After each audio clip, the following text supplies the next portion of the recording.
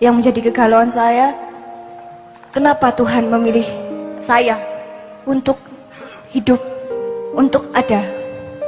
Jadi kalau misalnya ditanya ya, saya ingin tanya sekali, Tuhan kenapa engkau memilih aku untuk hidup? Ya jawabannya akan secara logika kan, ya udah tanya aja sama Tuhan. Tetapi kata Bapak Guru, saya harus tanya ke Simbah Guru. Dan mungkin saja bisa jawab. Terima kasih. Kasih. Kita niati aja karena sekarang tinggal 20 menit kurang. Kita niati maksimal sampai setengah 4. Sisan. Saya harus singkat dan saya mohon izin Sabrang dan Mas Suko untuk ikut mengingatkan. Tapi saya pasti tidak akan saya uraikan terlalu mendalam. Jadi sehubungan dengan anak kita yang mengatakan, kenapa saya yang dipilih gitu ya, kenapa saya, dengan semua pertanyaan eksistensial dia tadi, itu saya rentang luas seperti ini. Sabrang mengatakan beda antara identitas dengan personalitas ya. Kalau personalitas itu adalah kondisi alamiah Anda, identitas adalah yang Anda bangun secara budaya atau secara pemikiran, yang terapannya bisa di politik, bisa di organisasi, bisa di apa saja. Saya ingin katakan sama Anda, iki mergo ini Ma'iyah ini luar biasa, ilmunya tidak fakultatif, ilmunya sangat universal, sehingga kita sampai ke tataran sampai marifat-marifat tadi, dan itu semua relevan satu sama lain. Saya ingin katakan satu hal, bahkan tidak ada personalitas dalam kehidupan manusia aslinya.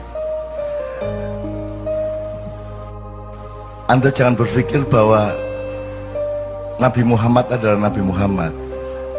Selama kamu masih menyangka Muhammad adalah punya personalitas di mana dia adalah anaknya Pak Abdullah dan Ibu Aminah, Anda salah sangka. Kalau Anda menyangka saya adalah Muhammad Ainun Najib, itu sumber penderitaan Anda di masa yang akan datang, karena saya bukan Nabi Ainun Najib. Ya.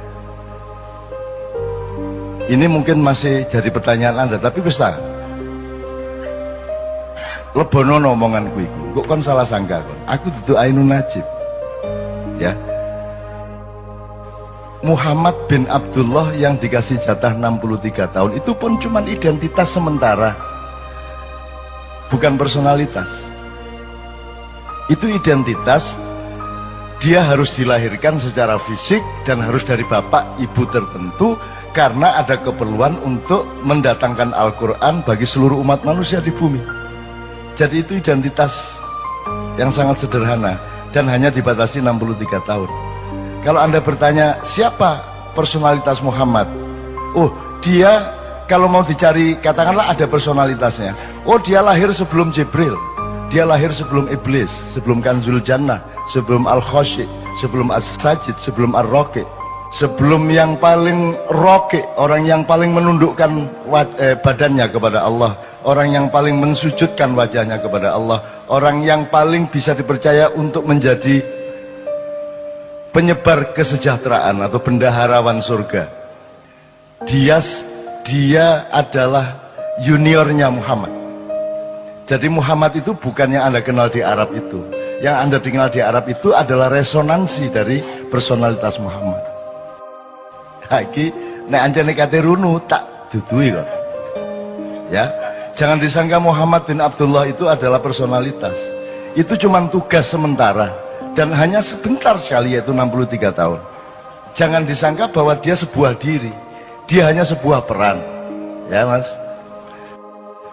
Kalau dicari, oke, kalau masih ada personalitasnya, ya Nur Muhammad, cahaya Muhammad, Big Bang kata orang modern.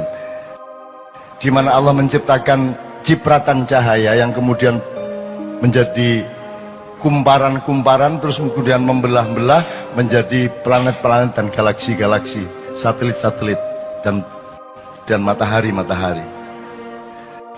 Jadi Muhammad itu lahir sebelum alam semesta, Muhammad itu lahir sebelum Iblis, apalagi Jibril. Maka Jibril itu adalah juniornya Muhammad. Maka kapan saja Muhammad memanggil Jibril, Jibril akan datang. Bahkan Iblis yang disuruh berperan untuk menjadi musuhnya manusia dan musuhnya Muhammad itu bisa dipanggil, didawui, ditimbali oleh Muhammad kapan saja, dan apapun yang ditanyakan oleh Muhammad dijawab oleh iblis dengan sejujur-jujurnya. Kalau dia benar-benar musuh, dia tidak akan menjawab sejujur-jujurnya, dia hanya berperan. Jadi iblis itu cuma identitas, bukan personalitas. Anda jangan salah sangka. Nah, kalau dikejar lagi, sebenarnya tidak ada Nur Muhammad. Itu bukan personalitas, tidak ada diri yang sejati kecuali Allah itu sendiri subhanahu wa ta'ala. Yang lain bukan diri, yang lain hanya cipratan dari diri sejati. Cetok ya. Jadi kon iku aja tak gopoh karo awakmu dhewe. Kok aku anggitmu kon iku ono ta? Kon iku gak ono. Iku mek kun wis kon mari ono gak ono, mari ono gak ono. Gak ono masalah. Jadi awakmu gak usah perhatian sama dirimu. Dirimu itu tidak penting. Dan saya hidup itu bekalnya adalah yakin bahwa aku tidak penting. Yakin bahwa bukan aku ini yang akan jadi pusat perhatianku. Di dalam diriku tidak ada aku. Di dalam diriku tidak ada Ainun Najib. Karena sudah penuh cinta. Dan cintaku tidak boleh aku tujukan kepada diriku sendiri yang sementara bernama Ainun Najib. Di dalam diriku tidak ada diriku. Gitu loh. Lagi nak diterusno kan tambah pecah ndasmu, utangnya akeh. Jika puisi-puisi jam 3 esok.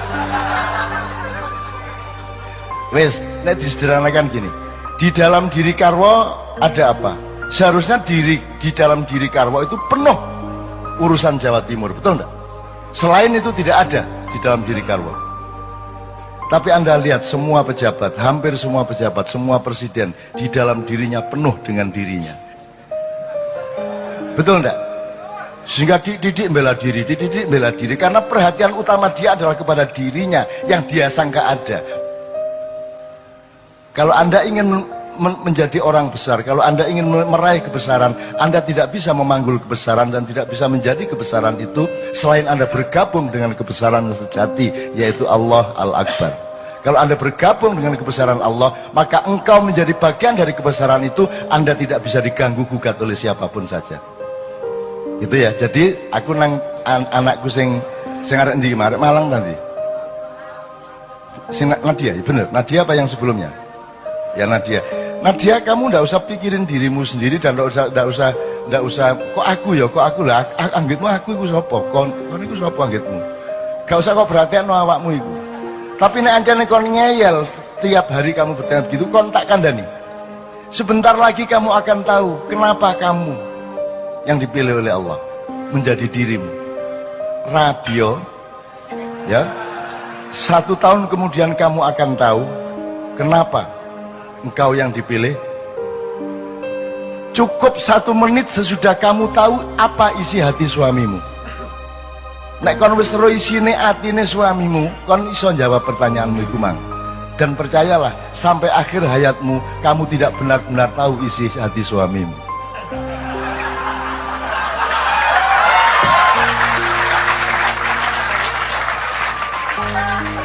Wis ta aja adik percaya karo sapa-sapa kejaba karo Gusti Allah. Bojomu nuroni kon bayangno Luna Maya iku.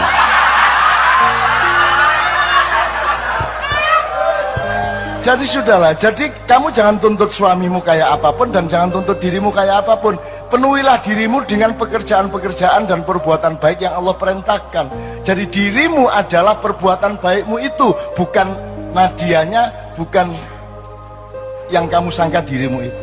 Jadi orang yang masih sedih, orang yang masih pesimis, orang yang masih tidak punya semangat adalah orang yang salah sangka terhadap dirinya sendiri. Dan karena dia salah sangka kepada dirinya sendiri, maka dia juga salah sangka kepada dunia, dia salah sangka kepada apa saja, apalagi kepada Allah Subhanahu wa taala. Dia pasti salah sangka. Wes ya. Cik iso diterusno iki, tapi cukup ya. Cukup. Jangan salah sangka kamu. Jadi dirimu itu ndak usah anu lah, ndak usah peduli lah. Aku gak peduli kok. Aku gak peduli karo awakku. Karena aku sepi, karena kadang-kadang aku ingat aku ini seolah-olah aku, tapi kemudian lupa lagi karena aku harus ketemu dengan bang-bang wetan. nanti pulang dari sini naik mobil golek rawon rada eling meneh. Lho aku ndek ndi rek? Ngono kan. Nah itu saya itu mengalami kesepian terus menerus. Dan kesepian itu aku perlukan. Aku topo ngerame rek. Kamu pikir kalau riuh rendah suara itu tidak sepi? Semakin riuh rendah semakin sepi. Kalau engkau berada di dalam dirimu yang sejati, yang jauh di lubuk jiwamu itu. Mulane wong Jawa duwe topo ngerame, gitu loh rek ya. Nah, tapi iki wis cukup lah.